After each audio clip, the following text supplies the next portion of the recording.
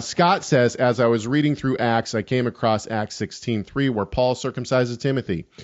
I have read that so many times, but every time I read it, I am just perplexed. I personally believe, like you, that circumcision is good and it's for non-Jewish believers in Yeshua. But this little moment seems really strange for the reasoning behind it.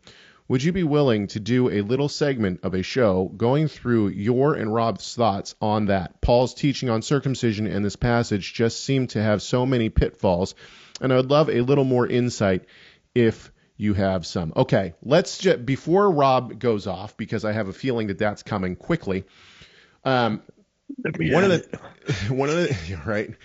I want to say this. We're seeing a little bit of a wave within the pronomian one law sector of teachers today. And it is the view that adult male circumcision is not required, or it's not commanded by God. In other words, Paul does away with it in the apostolic scriptures. And I have what I would consider to be good friends who believe this, who have started to take this idea and run with it. Just so there is absolutely no confusion. I hands down reject such a notion. I think it is anti-Torah to believe such a thing. I believe, now this doesn't mean that the people who believe it are not saved, or they're not my brothers in the Lord, or I don't love them, or anything like that. But I think it is absolutely anti-Torah to say that Paul somehow does away with something that God says is forever. Paul didn't have the authority to do that. And to be honest with you, Yeshua didn't have the authority to do that. And as weird as this might sound, God doesn't have the ability to do that. It would make him a liar. It would make him contradict himself. It is a sign forever. Okay? It's throughout all your generations. So something else has to be going on. So I just want to be very clear for everyone out there. If you hear that people, Paul did away with adult male circumcision, if you're hearing that from Torah observant believers, just so you know, Torah Resource and everybody at Torah Resource flat out rejects such a notion.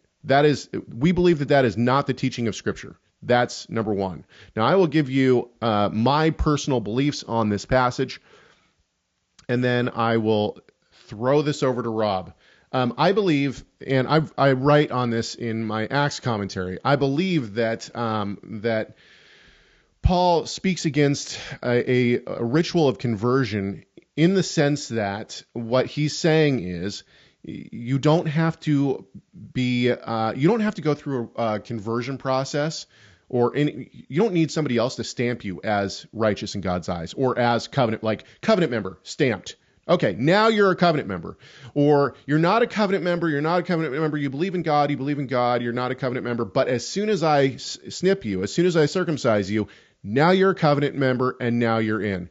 And whether or not you want to believe in a ritual of conversion back then or not, that's neither here nor there. The idea that you're going to get circumcised, physically circumcised, and now you're a covenant member, Paul speaks against this over and over and over and over again. I believe the entire book of Galatians is to this point, that if you think that a Gentile can't be in until they are circumcised, then you have missed all of it.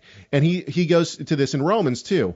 Abraham believed God, it was reckoned to him as righteousness, and then he gets circumcised. This is his whole point, is it doesn't matter whether or not you're circumcised or not. Faith in the Messiah coming and dealing with sin is what's going to matter. So by the time you get to Timothy, what happens? Timothy believes. He has faith. He has become a covenant member. He already is a covenant member. And now Paul is saying, okay, great. Now let's fulfill the commandment. Continue listening to this conversation by clicking the full show link on the left side of your screen, or check out the video on the right that YouTube thinks you'll like.